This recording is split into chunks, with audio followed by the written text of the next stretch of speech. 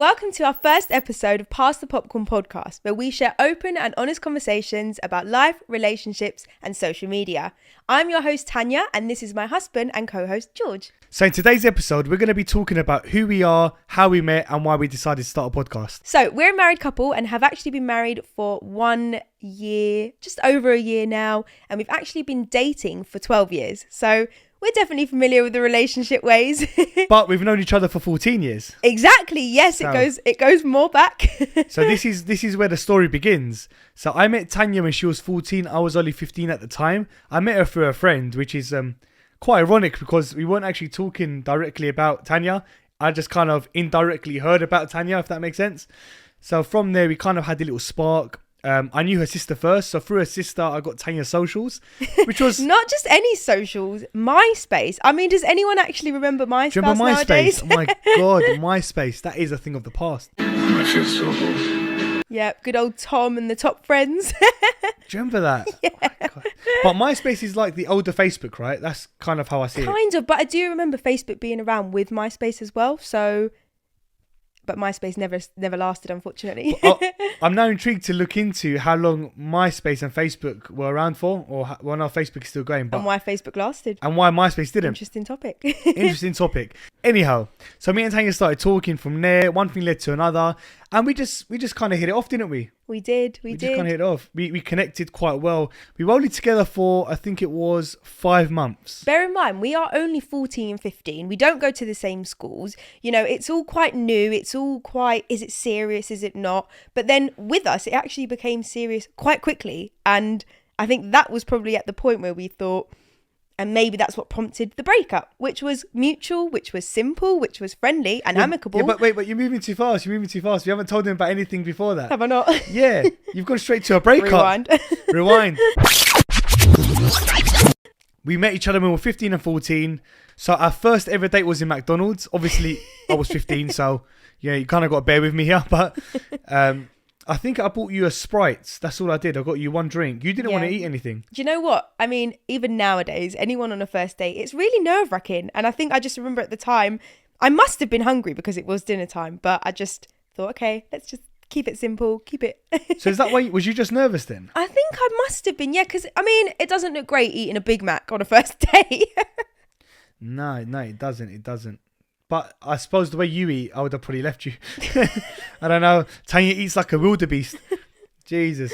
But yeah, so from there, we were together for a few months. It was really, really good. But we went our separate ways, didn't we? After about 5 months, I think we just decided that it just wasn't going to work at that point. And I don't think it was nothing was malicious. It was literally a mutual thing, wasn't it? It was actually just more that we got serious too quickly, I think, because maybe it was lust, but we felt in love, right? Yeah, and I think our family and friends were almost concerned, rightly or wrongly, that things were getting serious. And I think that prompted us to think, is this something that would be sustainable from this age? And at that point, we thought probably not. And we amicably split, stayed friends, and, that was it for a year and a half. I remember when I saw you at the house party after, so we basically met up again at a house party, coincidentally. Well, actually, we didn't meet up, right? We didn't choose to. We just bumped into each other. We just bumped into each other, yeah. And it was like for me anyways, all of like the emotions kind of just flooded back, didn't they? It was like, the funny story is that in the year and a half that we broke up, I always knew that I would end up with you. Little did George know that. That is so crazy. No, we need to like touch up on that a little bit more. So Tanya, even when we weren't together anymore, Tanya literally, we used to tell people that we're gonna get married. I wasn't even going over. In fact, I had another girlfriend at the time. So when we and Tanya split up, I dated another girl, and I was with this girl for about a year, but didn't compare to Tanya. I was kind of just waiting for Tanya to be available, and it was. So to cut you off, it was crazy because I found out after that she was telling her mum, her best friend, that she was going to marry me, and we weren't even going out at the time. Yeah, so in the period that me and George weren't together, George did make attempts to get back together, right? Yeah. And he would make the effort. He'd come round sometimes. We'd bump into each other a lot. He'd give me compliments. And he'd always say, are we going to get back together? He even bumped into my sister at one point, and my Yeah. sister was on the phone to me saying, when are you going to give George another chance? But I wasn't ready. But I always used to say to my mum and my friends that I would end up with you. Little did George know. Yeah. Now, do you know, I actually remember that is a thing of the past, Tan. But I think that Yeah. at that party, you know, that was literally the year and a half later, we bumped into each other. And I think at that point, I thought you'd moved on. And I think that's what scared me the most. Do you know what? I almost did. Yeah. did. You know when you're younger, you almost have a vision of the kind of person that you dream of kind of being with. Even for like a man, like, so I always thought this is the kind of person that I'd probably end up being with long term. And Tanya was the opposite to that, but not in a bad way, in a good way, just in a different way. Do you know what I mean? And it just worked, and it just goes to show that sometimes things don't have to seem perfect to be perfect. Yeah. And Does there that is make no sense? such thing as perfection. So it's No. your own perfect life, right? Exactly. So since then, we kind of got back together in 2010, been together ever since. We got married last October, which was an absolute nightmare because it was our third attempt. So that's a long story. We could literally make a whole podcast just on trying to get married. Yeah. We should actually do that. We should actually consider a podcast on an episode on the struggles of getting married, the good, the bad, and the ugly. I think not only did we have the general struggles that I'm sure most people have when planning a wedding, but as with most people as well, we had COVID in the middle of it. So it was all that uncertainty, the Yeah. stress, the replanning, the cancelling, the Yeah. rescheduling. There were so many questions about what we were going to actually have on our day, to the point where it even was questionable to just have a restaurant, just to be able to get married, because we've been together for so long that although, yes, people say, you know, marriage doesn't necessarily change a relationship and you're still close, it was just something that we were really ready for, and we just wanted to do it on that day. We were just set on not Yeah. rescheduling anymore. We were set. Yeah, whatever that We were day set. was, if it was normal, if it was, you know, untraditional, it was going to be our wedding day. Tell me, I mean, how bad could it be? And it's not just that, like, weddings are not cheap. They're expensive. No. It cost us thousands. I mean, well, do you know top of your head how much it cost at the wedding? Around the 35,000, and that was without honeymoon. So £35,000 without the honeymoon. And if you put it into perspective, because it was our third attempt, we kind of changed a few things over as we were trying to reattempt. And we lost about 10 grand just on deposits from venues and places that we ended up not using, which was an absolute nightmare. Understandably, the businesses couldn't give our deposits back, so it was basically we donating to them. Going back a little bit, obviously we told you about the marriage. Me and Tanya were actually born in London, which is it's an amazing city, isn't it? Yep. But obviously for us, it just wasn't our dream to have that city life. We were always country pumpkins at heart, weren't Yeah, we appreciated where we came from. I mean, we grew up with our families there, and obviously both living in London, it brought us to each other. But me specifically, I used to spend all of my summers in York. I have family who live on a farm. So for me, it was always that I wanted to live on a countryside. And thankfully, I met someone who happened to have the same dream as me. Yeah. I don't think it would have worked if you didn't want to move to the country, or if I didn't. Or do you think we would have just adapted? Let's just say you wanted to move to the countryside, but I didn't. Do you reckon that we would have still worked out? It's an interesting topic, right? Because I guess that is an overall thing with relationships. Where does the compromise end? What's the limit with compromising? You know, how much do you give up or put on hold or compromise with your other partner? And I guess this was something that is quite big. I personally don't know if that would have worked, because, you know, we've got two completely different visions of our life, and it's not as if we're all in a little, maybe this part of London and that part of London where it's the same life. I mean, we've literally moved to the countryside. We live a whole different life. We live in the middle of no one and nothing. Yeah. It's quiet. It's boring to most people, but very inconvenient as well. Very inconvenient. Yep. No more shops. No more Just You know, Eats. it literally, if I want to just go and get like a bottle of milk, it takes me 15 minutes to get to the shop. The other day, remember, you was like, It's a what did you need? I nightmare. think you needed batteries or something. Just something so quick that you could, back in the day when we used to live at home, Just walk to the shop at any You'd be time. there in like 10 seconds. And then it was to the point where we made do. I think we just took it out somewhere else because we just couldn't be bothered. But that's the sacrifices that you make, and we wouldn't change that for the world. No, I literally wouldn't change it for the world. But Tanya made a good point. I suppose relationships are about compromise, right? Yeah. So I don't think that any relationship would work if just one of the parties, let's call it, just wanted to have their way all the time. I think there is a compromise, and obviously the compromises sometimes are bigger, sometimes are smaller, but there is always a compromise in a relationship. Do you know what I mean? And I think that's what makes relationships work. It's that it's the differences that people will need to work through that make them stronger, I suppose, isn't it? But I think, obviously, thankfully for us, we didn't have to compromise, and we both somehow found each other that wanted to live this out of the ordinary life that, you know, we absolutely love. We wouldn't change it for the world. If anything, I would have I would have moved to sooner. 100%. So when me and Tanya moved to the countryside, we now live in the country. It's absolutely stunning. We've got a dog as well. We've got a Samoyed, beautiful, beautiful dog, and she's called Mia. So hopefully maybe we'll get her on the show once. Yeah. Also, my dream dog. Yeah, it's actually Tanya's dream dog. I feel like, you know, this sounds cliche, but I've genuinely manifested so many things that I've asked for. So do you believe genuinely in manifestation? Absolutely. I believe in the law of attraction with my whole heart. So if I dreamt and believed that I could be 6'2", can I become 6'2"?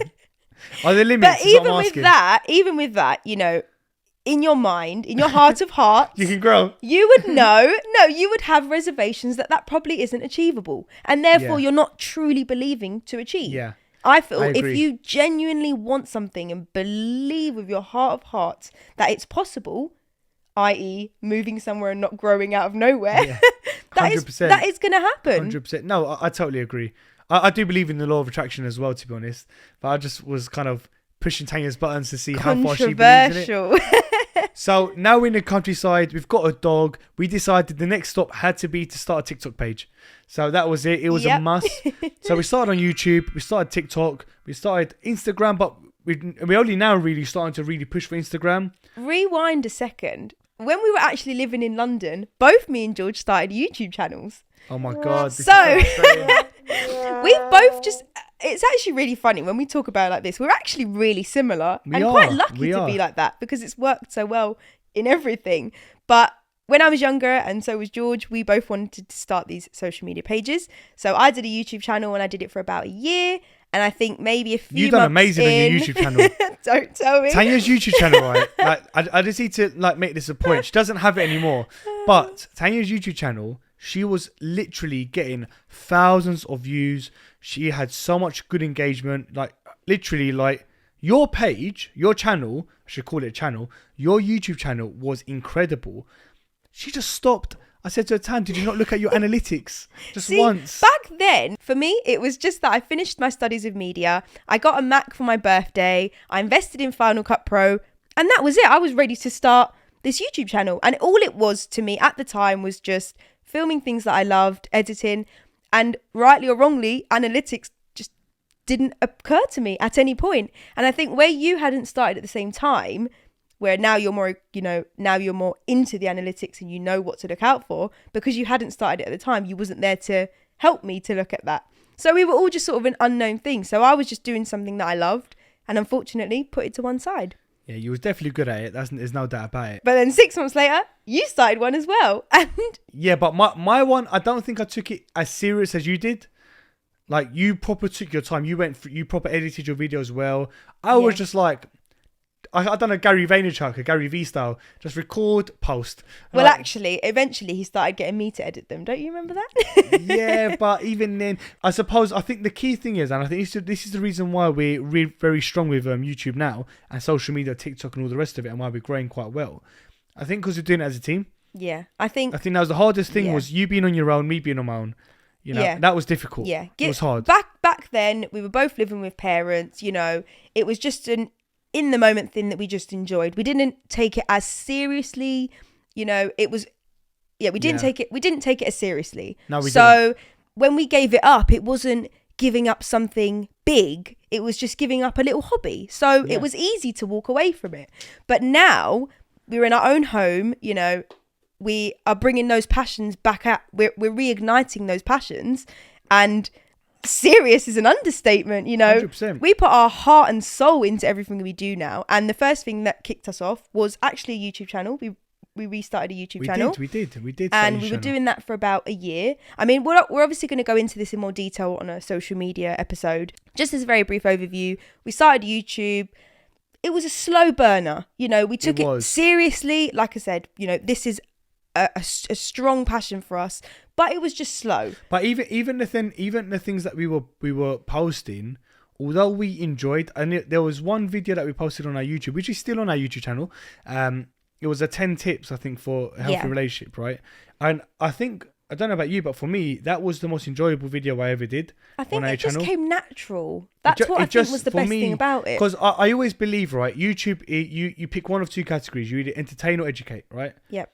You can do both, if you play your cards right, but, you really want to focus on one or the other. And we were doing a lot of challenges. We were doing a lot of vloggy stuff, and it was all good. I did enjoy it, but then I thought to myself, how can we give people more value?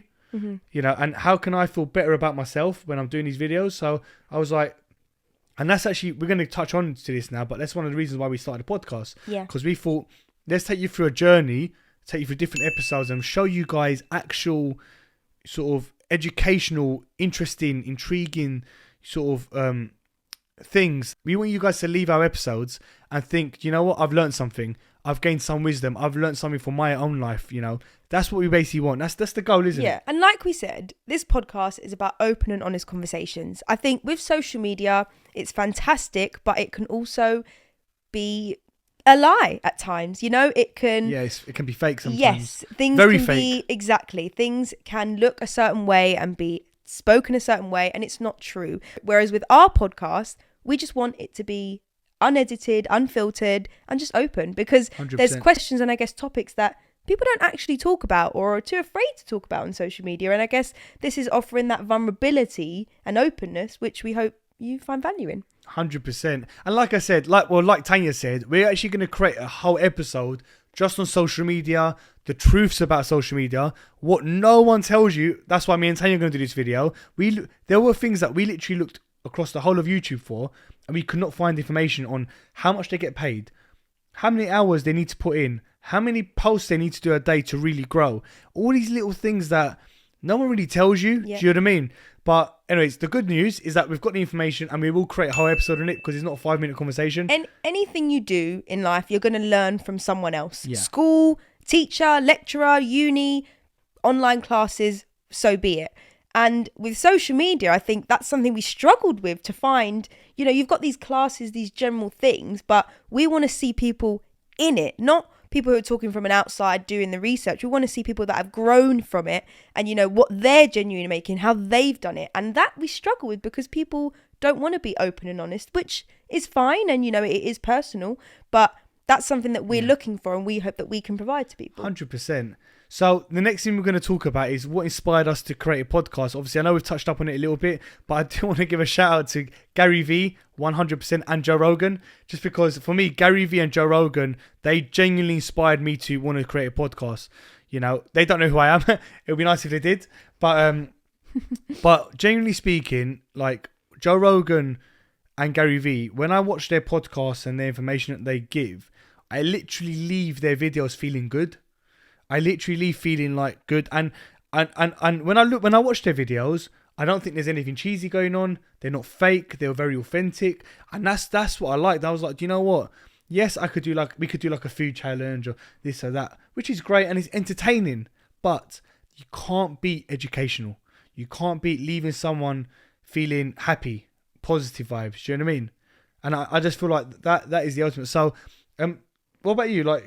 Because that's why I got my inspiration, because I think I brought up the podcast, didn't I? Yeah, so... It was me, innit? I'm the one who sort of said it. George is actually the one that planted it into my head, the podcast. I mean, I've been familiar with podcasts before. I've seen over the years that they've become more and more popular. Very popular. And I'll be honest, at the start of it, I didn't quite get it, I think. Maybe I was just not as knowledgeable or sort of understood it. But as I've seen more, I can see the value that a podcast can bring. Something so simple as having a conversation in an open and honest space leaves someone with so much value. And I think 100%. That's what's amazing about it. These entertaining videos, I mean, don't get me wrong, we absolutely love an entertaining video as much as we 100%. love filming one. But I think this is just, there's nothing more to it other than just being open and honest. And I think that's what I like to watch, and that's what I want to achieve. So the next question I'm going to ask Tanya is, so she can kick this one off. Why did we decide on the name Pass the Popcorn? So when we initially agreed on starting a podcast, I think the name was the hardest thing to work out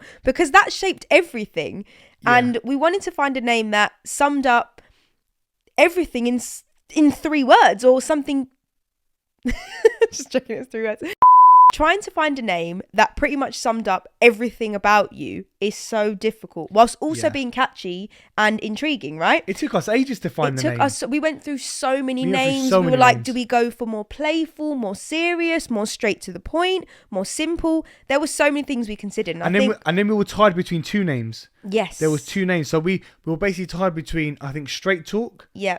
and Pass the Popcorn, weren't we? Yeah. But I think what I liked about Pass the Popcorn, me personally, is with Pass the Popcorn, it kind of resonated with watching a movie, watching something, right? Yeah.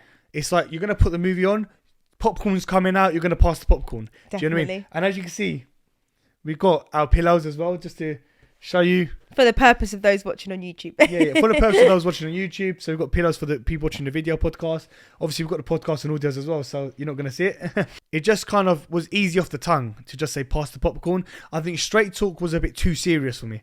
Do you know what I mean? Pass the Popcorn to me is, like George said, it mimics a movie night because we love a movie night. We love, the value that we get out of having a sit down, taking the time to enjoy something, get value from something, and have a snack with it. And this is sort of what we want to mimic for our podcast. Have a seat, have a snack, watch along and Yes. enjoy. That's pretty much what it's all about. Oh, 100%. And I'm very happy with the name anyways. And I love the logo. So that's it now. We're not changing it. Yeah, this We're is set. the set podcast to expect.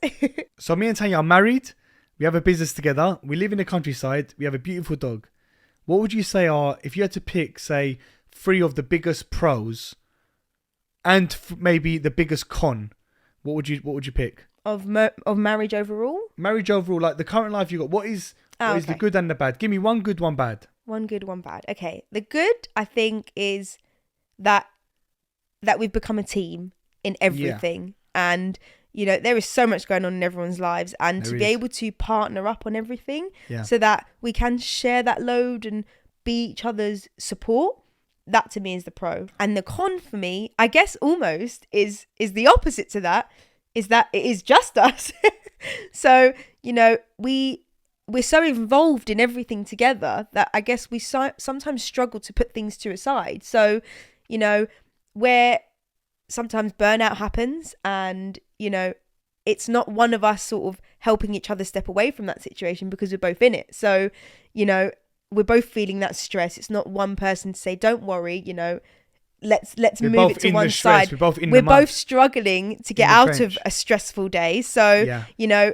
there's not one of us to have that other perspective because we are feeling it in the same way. I think that's probably a con to me. I mean, what's your pro and con?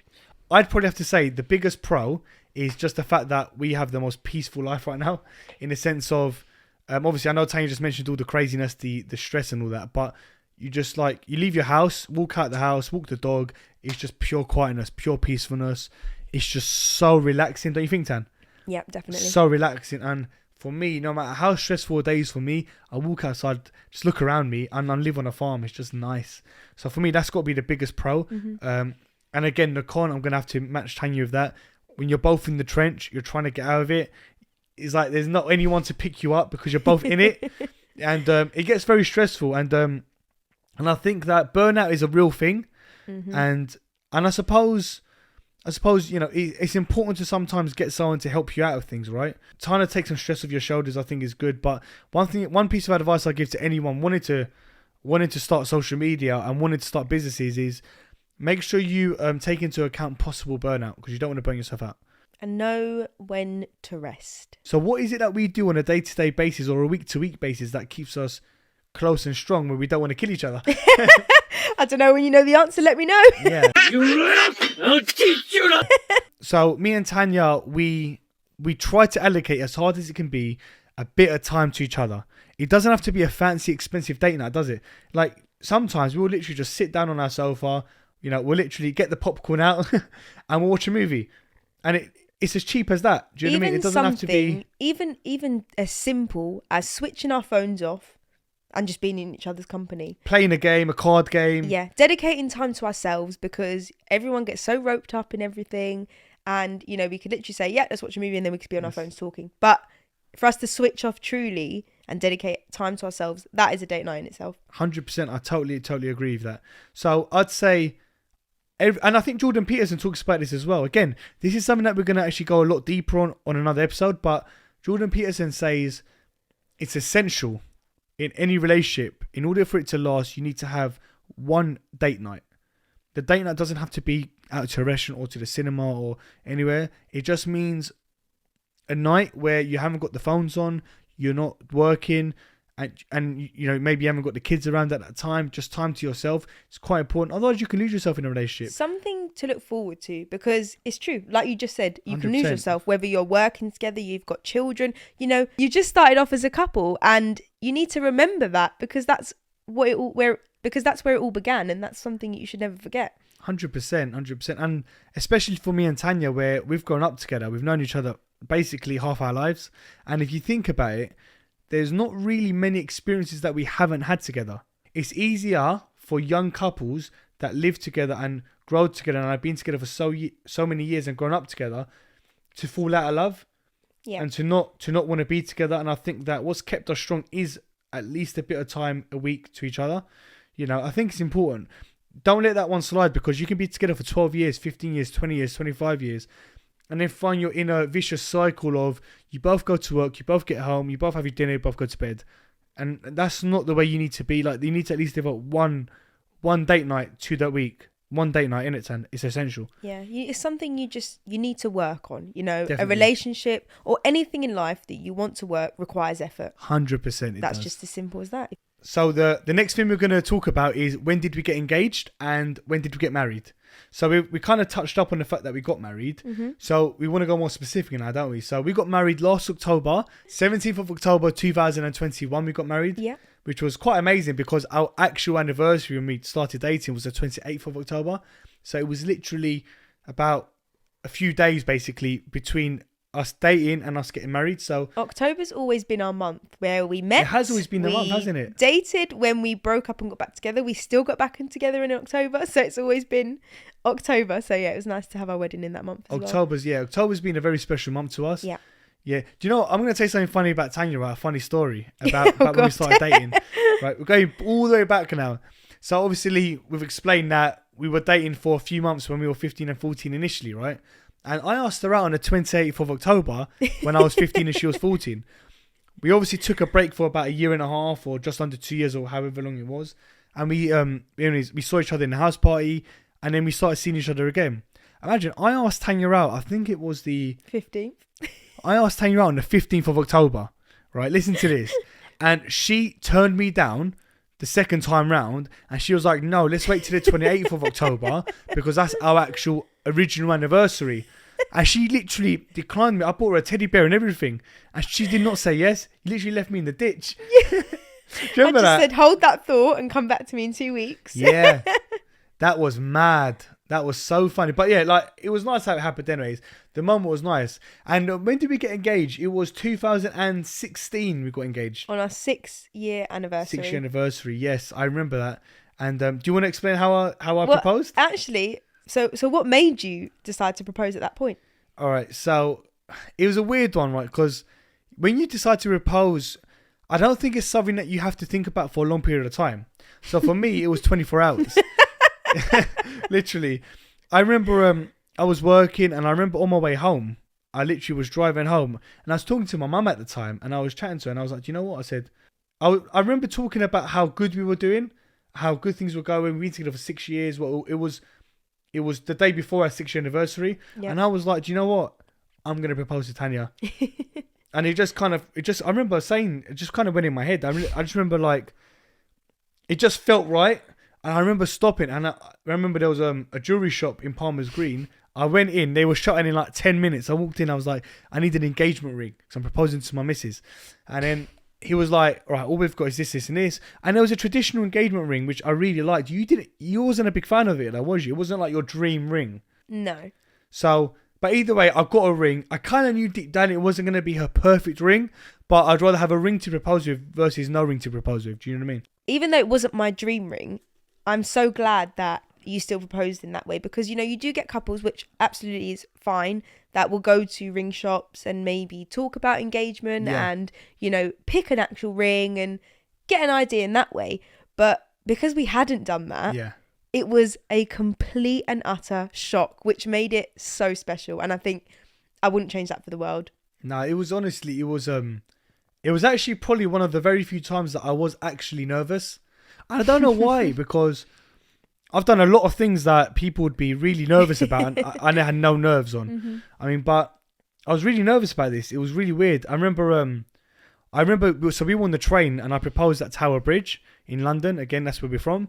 And I just remember being on the train, and I remember wearing a really, really big jacket, so I can put the ring box in my jacket without Tanya realising I've got a ring box in my pocket. And it was really, really hard to hide it from you. And I remember Tanya wanted to try and hug me. She was like, do you remember, we were on the train and she's trying to hug me, and I'm trying to push her away. I'm like, okay, easy, Tiger, because I didn't want her to feel the ring box. Don't touch me.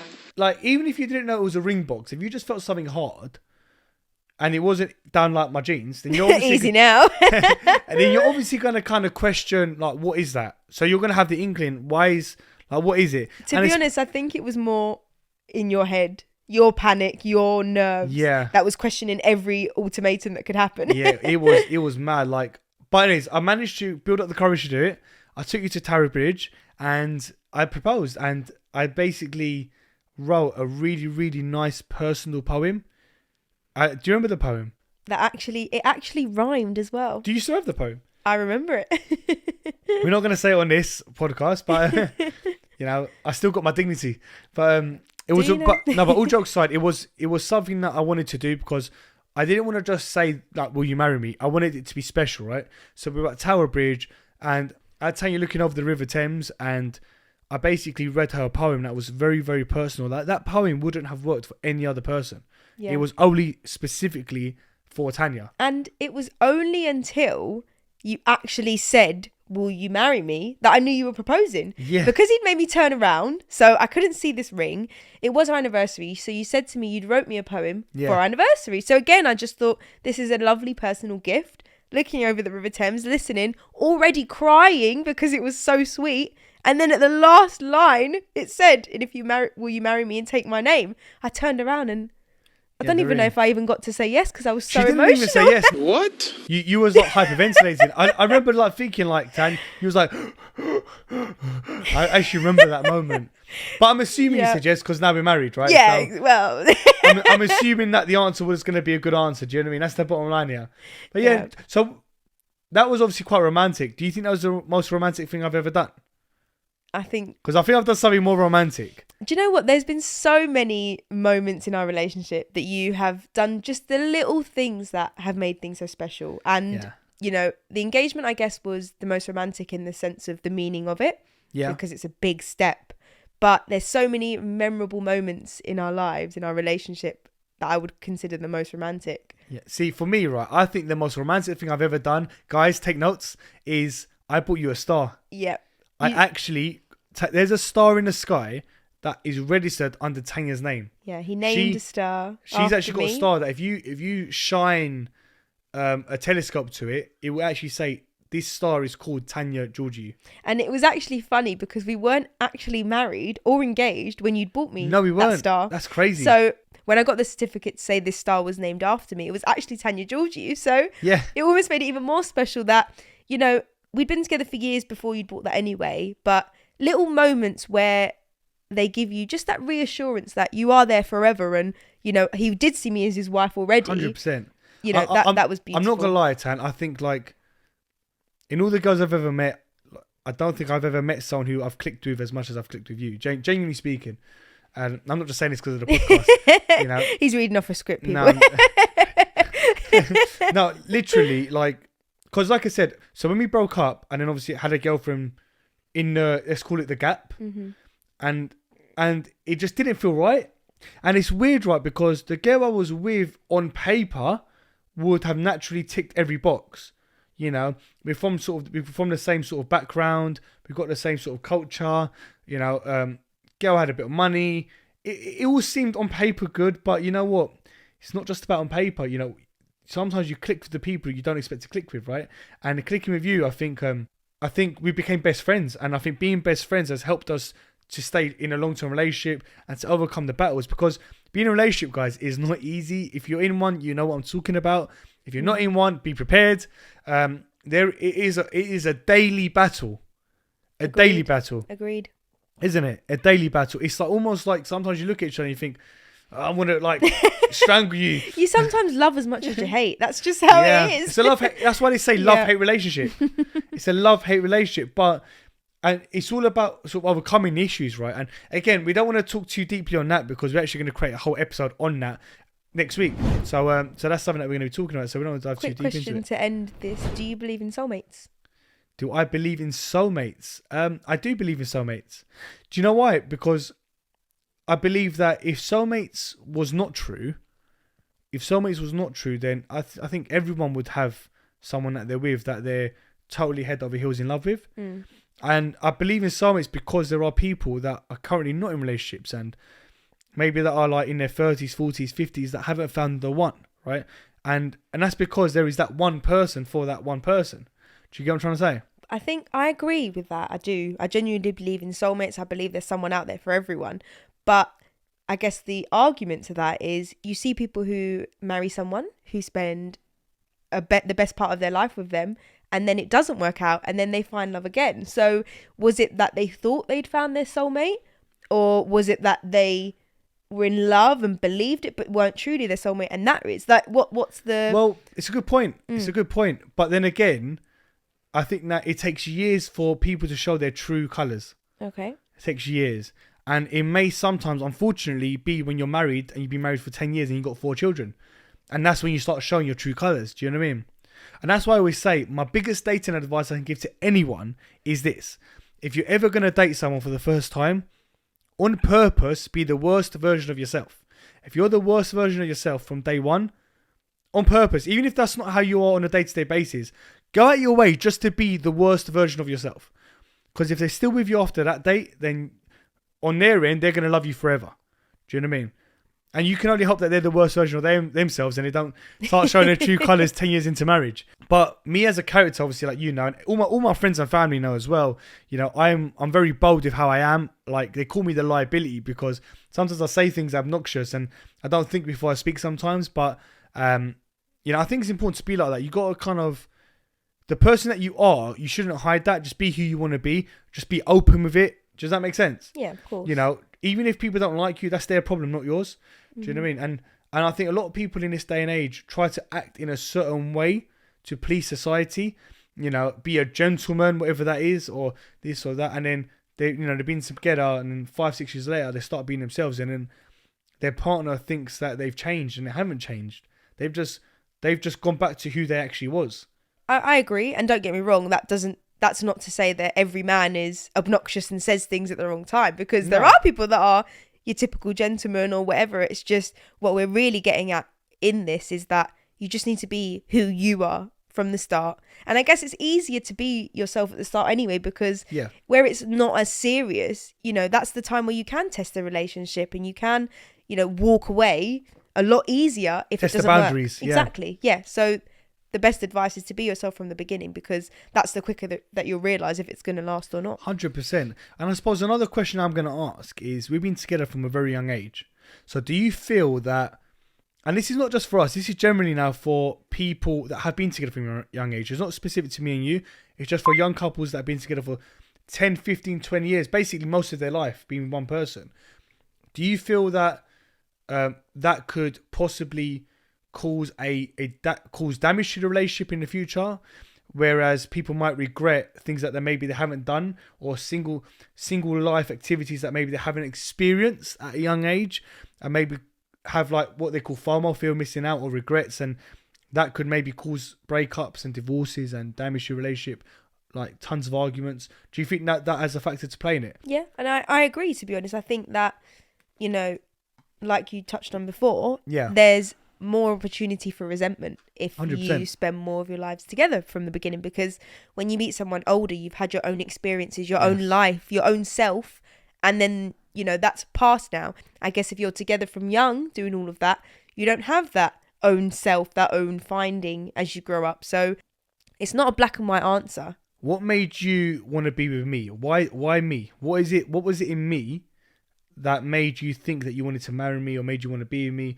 Like, what was it? For me personally, and obviously it's different to everyone what they look for in a partner, but one of the most important things for me is how they make me feel. It comes back to my feelings and my, you know, what they do to me and how they make me feel. Because at the end of the day, all I want to do is be happy. And Of course. if I can find someone that makes me happy, then that's a win-win. And I think that, you know, with you made me love me more, you know, and I think you brought out the best in me. And Was that from sort of through like compliments, advice, I think it's support? What angle do you think I think that it's a falls little more bit on? of everything. I think that where you're so open and, you know, the way you are, I think that pushed me to be like that. And you made me be proud of who I was in the way of compliments, in the way of support. That's nice. You know, Start to make me blush now. Getting red. I think the nicest thing was because we were so young, there were so many things that we were yet to do, that we needed, that we were yet to do in life. For example, learning to drive, or, you know, saving up for our first mortgage. Yeah. All of these things, you pushed me to believe in myself. And I think that's what I love the most about him, is that, you know, he's sweet, he's a good-hearted person, he's funny and all of that, but how he makes me feel is the best. I think that's nice. I think for me, when you can chill with someone and they become like your best friend, and when I say that, I want to elaborate on what best friend means. So when we say best friend, I'm literally talking about like someone that you could just chill with, and you almost at a glimpse forget that you're even dating this person. They're just your friend. Do you know what I mean? And I think once you have that click where you're partners, you know, you're sexually intimate, but you're also like best friends. Yeah. Like you could do best friend things, not just boyfriend girlfriend things. Mm-hmm. You've hit jackpot, you know. And obviously she's absolutely stunning, as you can kind of tell.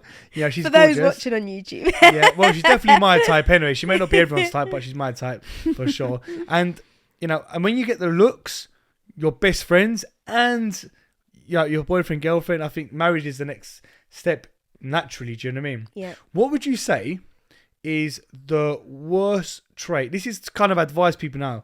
What would you say would be a man's worst trait that would completely put you off?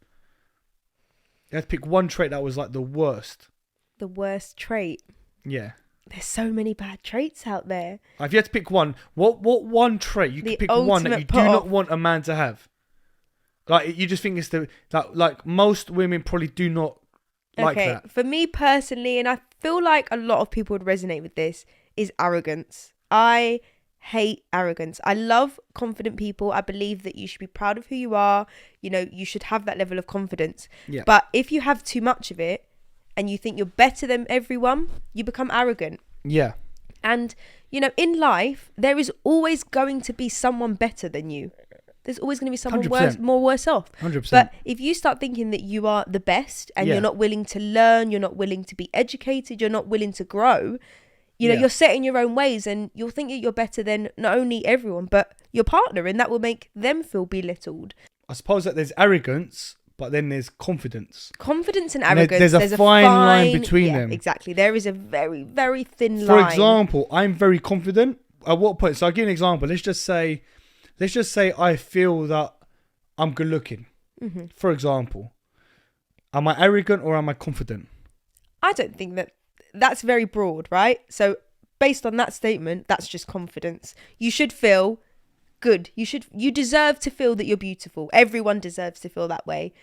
But I think that the arrogance to that is to say something along the lines of, you know, I'm the best thing that's ever existed. Right. No, because this is actually really good material. This is like good information. You know, I'm the best thing that's ever existed, or I'm better looking than him. And by that, again, the arrogance is you're belittling other people to make yourself feel better. You shouldn't have to put someone down in anything. Yeah. You know, don't be afraid to learn. Don't be afraid to say you need to understand or learn something more. Because like I said, there's always going to be someone that is going to be better than you that you should inspire to grow to. Yeah. So almost like the confident side of it is feeling good within yourself and confident within yourself. The arrogant side of it is to disregarding other people's attributes, almost looking down on other people, thinking you're better than them. That's the arrogant part. You of it. should not have to Is that put what you mean? someone else down to feel better about yourself. For example, you know, if let's say you made £1 million, for example. Yeah, you made your first £1 million. You should be amazed. That is an amazing achievement. Whatever achievement, it's an example. You shouldn't have to sit there and say to someone, well, I made more than you, or I did better than you, or I'm, you know. Well, Gary Vee, he actually he talks about this briefly. He says people have two options to be like the top. You've got two options. You can either build the biggest house in town, or you can tear everyone else's house down. Mm-hmm. And I suppose the tearing everyone else's house down is the arrogant part of it. Yeah. And the building the biggest house is the confident part. It's Do you know what I mean? yeah. Arrogance is a very Yeah. It covers a lot of things, including 100%. this. I get that. I'd probably say the biggest, most unattractive, horrible trait that I wouldn't want to see in any woman is I'd probably say the feeling of entitlement. I'd probably say it's a really big Okay. part of.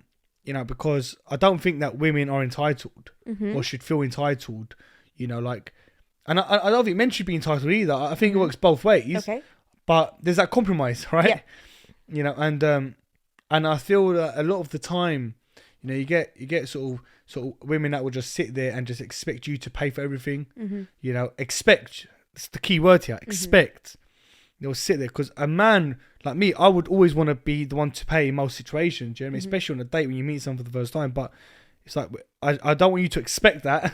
It's something that I want to do. Do you know what I mean? I think that's or fair. like a woman shouldn't expect to sit at home and have the man always provide for them. Although the man would want to do that inherently, going back thousands of years now, that's just how it's always been. But the man should want to do that, and he probably would want to do that, but it would put him off if she expected it. Yeah. Do you know what I mean? I think that's a fair trait. And then you could say a lot of things like a man would want to buy their wife nice things or take them to nice places, but the woman shouldn't really expect that as a standard. Yeah. And the entitlement, I think, is the biggest turn off. So yeah, if you're listening to this, you're watching it on our YouTube channel, definitely take that advice on board because it's definitely not the best trait, and most men would probably agree, I'd imagine. Yeah, we're speaking, I mean, in this whole podcast, you know, we're not experts in anything. We're just people that are sharing our experiences in the hope that you find value, and that's pretty much what it is. What would you say is your biggest achievement in 2022? Wow. Let's do that. No, do you know what? That's actually too short. I want to give you a bigger space. Oh, Yeah. What would you say is your biggest achievement? If you could say one thing that you want on your gravestone to say, this is what I achieved, or this is what I've done, what would that be? this is going to sound so cliche, but that I was genuinely happy. I have never asked for the most glamorous lifestyle. I've never asked for, rightly or wrongly, the best career in the world. I've never asked for any of these things. All I've ever wanted in my life is to be happy and to not be judged for it. You know, if I just wanted to work a job that gets me just the money I need to survive and get me what I want, then I'm happy to do that. If I don't want to have the nicest house, but I have money to do other things. It's all about basically what you're saying is it's kind of it all boils down to what you find value in, right? Yeah. You know, because some people find value in nice cars, nice watches, for instance. Mm-hmm. Some people find value in nice holidays and experiences. Mm-hmm. It depends on what you find value in. I mean, for me, my biggest value is my freedom. I think that's what it is, isn't it? That's the biggest value that I could. For me, I can put it on myself. I say there's nothing more valuable than waking up and having the freedom to do what you want to do. I just don't think it gets more valuable than that in life. I mean, let us know if you agree with that, but that for me is the number one value. So right now, you know, I'm making changes and growing to be happy. You know, there's still so many challenges and so many things that I'm yet to achieve and to grow and to learn. Children. Sorry, Georgia, you got a little cough there. But, you know, for me, what's the most important thing is that I'm on a journey, and as long as I'm on the right path and I'm making those movements, I'm happy. As long as you're better today than you was yesterday, and you're better tomorrow than you are today, then you're always a step in the right direction. I love that. So there's a saying that I ironically forget every time, but it always resonates with me and I remember it in my head. But it goes along the lines of, you know, where you were 5 years ago, you wanted to be this person back then. And, you know, you are always, don't forget the growth that you're making, because although you feel sometimes that you're in a ditch or you're not going anywhere, or what have you really achieved, where you are now, rewind a few years ago, is where you would have wanted to be, you 100%. know? And that's something to always remember. It. No, I know what quote you're talking about. I can't put my finger on I your always word for lose word part it, of but I think that quote changes its wording here and there as well. But I know what you're talking about. It's always, you know, always look down and see how far you've climbed. Do you know what I mean? And I think it's important to do that, because sometimes you're climbing a mountain and you're looking up and you've got so much more to climb, but then you look down and you've climbed so much, and it's just important to appreciate where you are. I think gratitude is a big deal. Again, Gary Vee, I follow a lot of Gary Vee's advice because what he says is so true. It resonates with me so much what he says. And, you know, gratitude is the key. Like, as long as you're grateful, if you literally just stop and just forget everything that you've got, just be grateful that you're alive, you know, it's hard to be unhappy at that point. It's just hard. Gratitude is one of my Gratitude favourite is the words. key. Is really, do you know what I mean? Does that make sense? Oh, 100%. What would you say is your biggest achievement? My biggest achievement, I would probably say... Or what you would want on your gravestone. One on my gravestone. George was here. I'd probably say, if I had to pick one of my biggest achievements, I think it would probably be buying our first property. I think that'd be one of my biggest, because I know how hard it is. And I know the struggles that especially the youth of today are going through. It's so hard to get your foot on the property ladder. And in fact, these guys don't know that, so maybe touch up on that a touch. But so me and Tanya, we bought our first property when I was 22 and I think you was 21. Yeah. It was in 2016. So how many years ago was that? I would say 6 years ago. So I was 23. I was 22. You was 22. Yeah. And we got a foot on the property ladder. We bought a flat in Palmer's Green, in North London. If you don't know that, it's in London.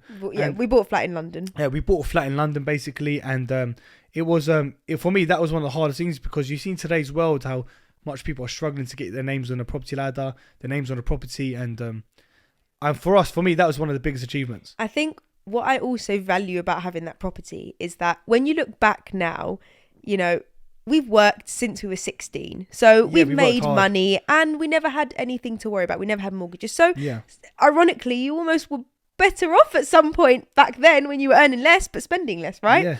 And now at this point, we look back and think, what did we spend our money on? We should have more right now. But the property was one thing that we can see where our money's gone. Yeah, you know? It's an investment. Yeah, exactly. It's an investment. So that for us at the moment, it's been rented out, hence why we're living in the countryside. But that for me was one of the biggest achievements. It was just such a hard thing to achieve, you know. And I think it's sad the way the economy is now, Tam, because the way it is now is that inflation and property prices are not in good alignment. So where you might get a 5% pay rise this year, say because of inflation and, you know, and things like that, house prices have gone up 10%, and you're trying to chase it's like you're chasing your tail. You just can't keep up with it. The cost of living right now is cost of living is horrendous. brutal. Energy prices have skyrocketed, but again, that's a story for another episode. But you know, and it's made it very difficult. In fact, you know, I feel that most people now are actually going to start having to sell their homes. I just think it's going to be the case. People are going to have to start selling their homes because they can't afford the new house prices. They can't afford the new mortgages with interest rates. They can't afford the new energy bills. And it's going to be cheaper for them just to rent somewhere. That's what's going to happen.